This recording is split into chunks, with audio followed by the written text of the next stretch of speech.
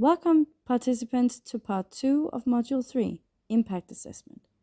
This part will provide you with a comprehensive understanding of the Impact Plus tool, as well as how the Impact Plus tool is structured and how it can be used as a framework for your projects.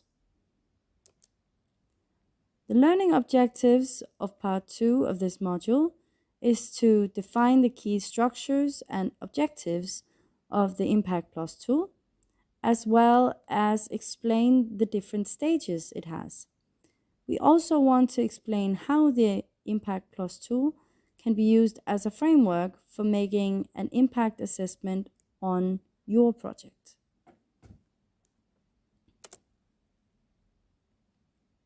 The Impact Plus tool has been developed by Erasmus Plus as a guideline for assessing the impact of a project.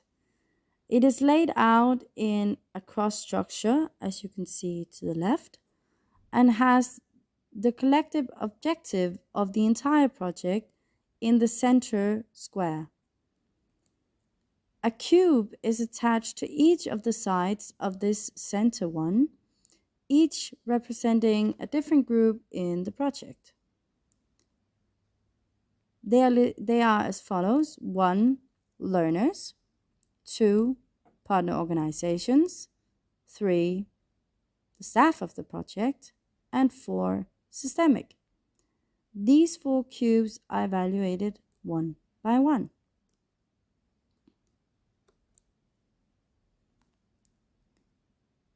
After filling out the center cube with the collective outcome of your project, the 4 outer cubes of the Impact Plus tool are evaluated through 3 main stages. The first one is exploring project aims and outcomes. Here, you and your teams should add different impacts they have achieved for each of the 4 cubes. What is it that your project has achieved so far, or what are you aiming to achieve? 2. You and your teams should sit down and start exploring and evaluating each of the aims and outcomes in detail. You take your loop and you look at each of the aims or outcomes that you have written down in each of the cube. Here you should rank each of the cubes on a scale from 1 to 10, indicating their level of impact, with 5 being the highest and 1 being the lowest. 3. You and your team should start exploring potential sources of data. Here you should brainstorm potential sources of data for each of the high impact aims and outcomes. This can include and should include both qualitative and quantitative types of data.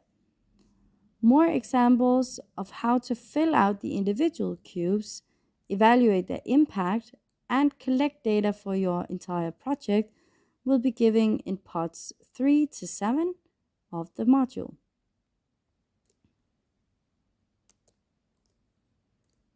After filling out the framework of the Impact Plus tool, additional impact assessment can be added to this framework. You should, in other words, view the Impact Plus tool as the foundation where you can add extra layers of your project on top of.